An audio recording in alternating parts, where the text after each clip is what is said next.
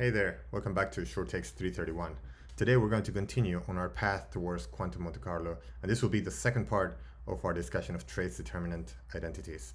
So last time, in part 1, we showed that if you have the exponential of a one-body operator A, which takes this form as shown here, then that grand canonical trace, the trace over all the multi-particle states, is equal to the determinant of 1 plus e to the A, where A is given by this matrix elements here, Aij, which are simply the single particle matrix elements of the operator A.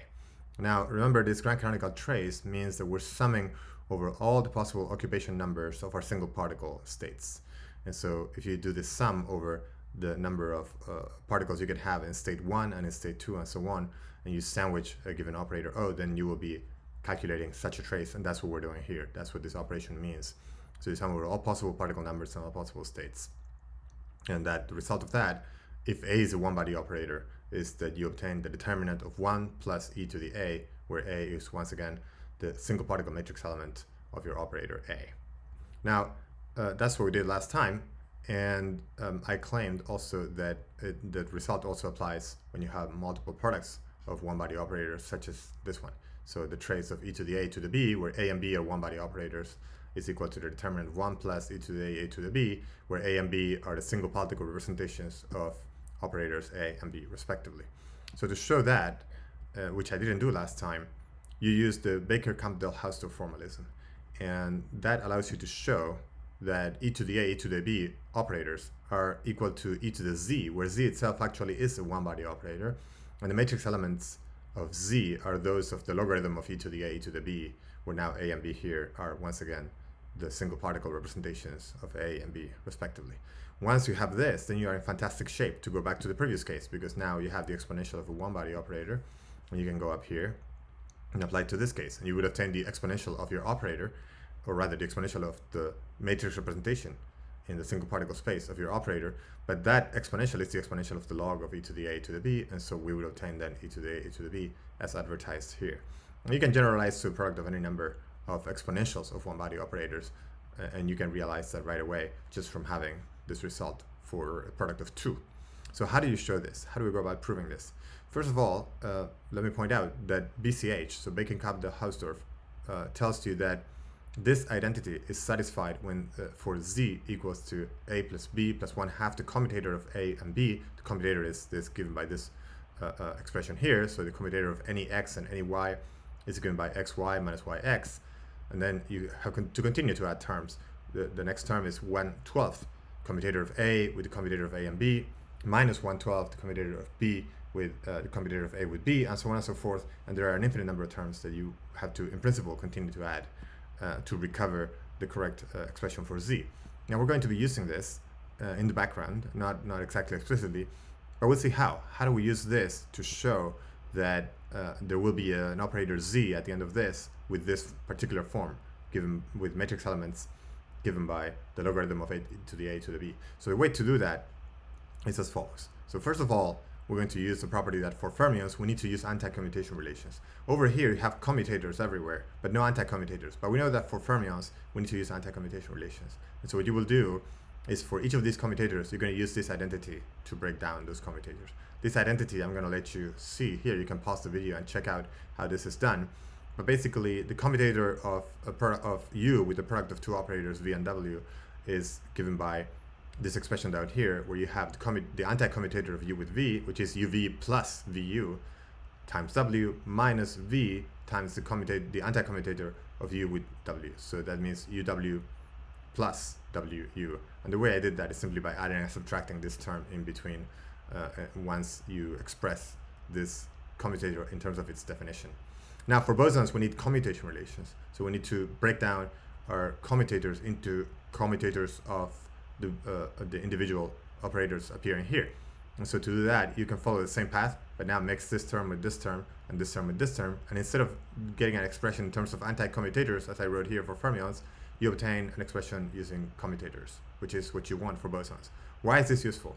This is useful because if you look up here, for example, the first term is the commutator of A with B. And A itself and B itself, they both have expressions that involve products of operators, the creation and annihilation operators for whatever it is you're dealing with, bosons or fermions. And so when you write the commutator of A with B, you end up with this expression. You end up with sum over ij and km. You have the matrix elements of the single particle reps of A and B, aij, bkm, but then you have to deal with this commutator. How do you deal with this in the case of bosons? You break it down using these types of identities. How about the case of fermions? Do you break it down using these other identities? And so you go through that and you use the fermion and boson commutation relations to simplify these expressions, and you do that recursively on and on and on, and you will find is that this whole series of terms simplifies significantly, such that in the end you allow it all allows you to prove that the operator z that results from carrying out that calculation ends up simply having only ai, dagger, aj as operators, and everything simplifies down to a single matrix element of one object here, zij, where z itself as a matrix is simply a plus b plus 1/2 the commutator of A with B, and so on. Now this being the single particle representations of the operators A and B. In other words, applying now BCH in reverse and to these expressions obtained from the single particle representations, you end up proving that z, the matrix elements, the single particle matrix elements of your operator z, are simply given by the log of e to the a to the b. So that's all there is, basically. That's the sketch of the proof. And once you have that, then you can apply this to the case of bosons or fermions, and you'll see that that you have proven then that what we have up here is true, that e to the a, e to the b as operators is e to the z operator, where the z operator takes this form. Once you have that, then you can go back to the single operator case that we proved last time, and you can move forward. Now that was what we did last time was for fermions, for the one operator case. What about for bosons? We didn't really do this one operator case for bosons, so the one with just e to the a. So let's look at the case for we did for fermions. Let's do it for bosons.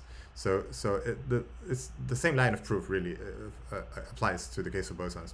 If you recall, we reached the point where we wrote e to the a in terms of its diagonal form. So we used the unitary transformation to diagonalize a, and we say, well, the trace of this operator is going to be the same, and so if we do it in its diagonal basis, and so we then obtain the trace of the product of e to the d sub k, bk dagger bk. And at this point, it doesn't matter if these are fermions or bosons.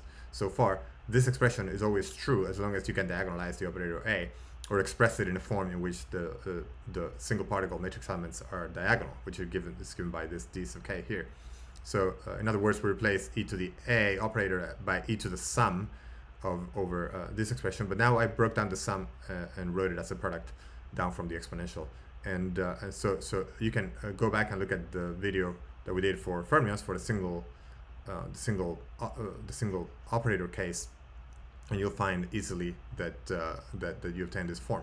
Now at this point, it really does matter whether we're dealing with fermions or bosons. Why? Because this operator for fermions can only have eigenvalues 0 or 1, whereas for bosons this can have eigenvalues n sub k that go from 0 all the way to infinity.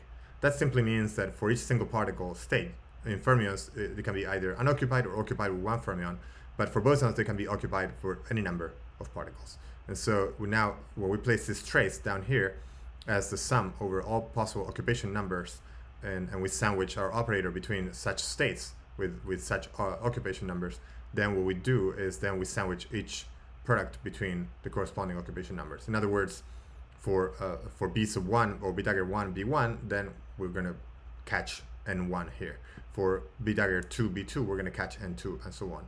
And so what results from that is that each factor here will have its own sum. So we have for n1, we have a sum over n1 from 0 to infinity, and then we have to sum that factor. For n2, the next factor over, we're going to have a sum over n2 from 0 to infinity, e to the e2 n2, and so on and so forth, all the way to infinity. Now, we know how to do these sums.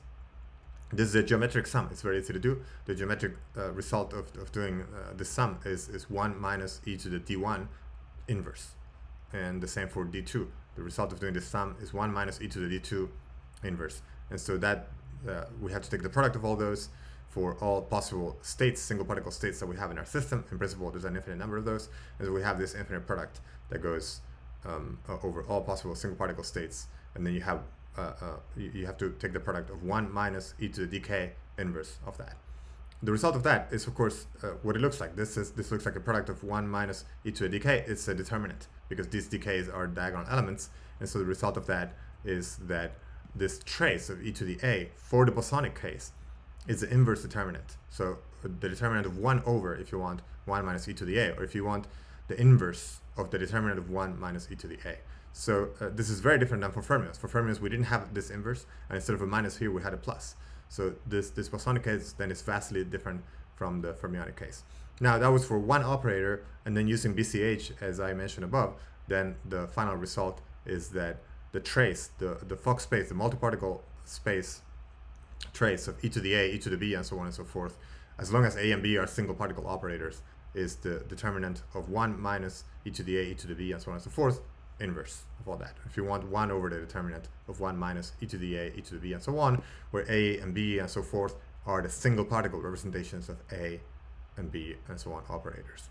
And that's it. That's all I have for you. This concludes the discussion of the trace determinant formulas for the fermionic and bosonic cases with a single operator and with multiple operators. I encourage you to check out those the details of the proofs using BCH formulas and such. Give it a shot. Let me know in the comments if you have any questions, if something didn't work out for you, and I'll try to help you. And other than that, I hope you enjoyed this video. If you did, please consider liking and subscribing. And as always, if you're looking for a tutor in physics or math, in English or in Spanish, maybe I can help you. You can contact me at shorttext331@gmail.com, or you can leave a message in the comment section below and I'll get back to you. And I'll see you next time.